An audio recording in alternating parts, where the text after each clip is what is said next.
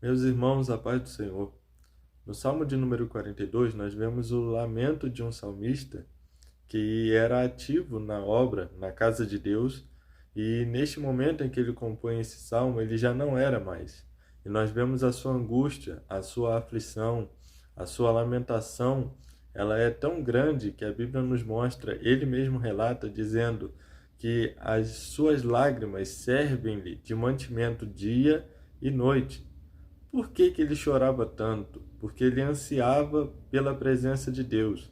No versículo de número 1, ou no verso 1, nós vamos ver ele dizendo: Como o cervo brama pelas correntes das águas, assim suspira a minha alma por ti. E ele diz ainda no verso 2: A minha alma tem sede do Deus vivo. Só que quando ele tem essa sede de Deus, quando ele tem esse desejo ardente pela presença do Senhor, que estava na casa do Senhor, nós vamos ver que os seus inimigos, ele diz lá no verso de número 10, lhe diziam constantemente, e isso lhe servia de amargura.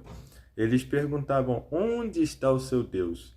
Porque naquele tempo de crise, naquele tempo de problema, vale aqui dizer que muitos comentaristas confirmam que este homem era um exilado, provavelmente um levita, que hoje já não tinha mais oportunidade de ir junto com a caravana ao templo para festejar ao Senhor.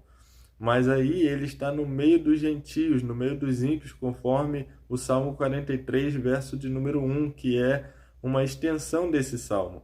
E nós vamos ver que nessa pergunta, onde está o seu Deus, eles estão zombando da sua fé. Eles estão trazendo dor a esse salmista que amava de fato ao Senhor. E um detalhe interessante que eu aprendo aqui, em primeiro lugar, é que ele não ansiava as bênçãos do Senhor.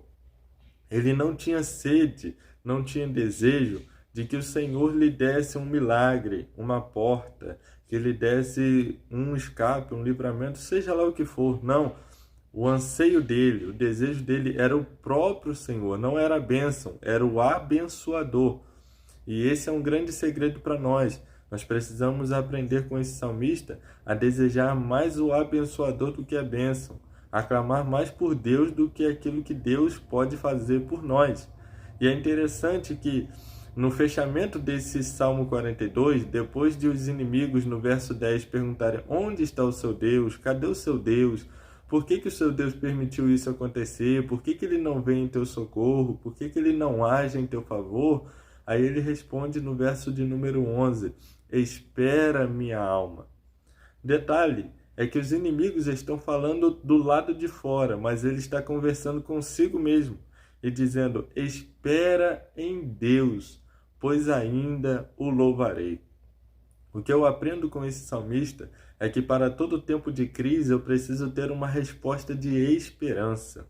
Que para todo tempo de dificuldade eu preciso manter a minha fé intacta em Deus, porque Ele virá em meu socorro e nós novamente louvaremos ao Senhor. Se prepare, porque depois dessa crise haverá culto de ações e graças ao Senhor.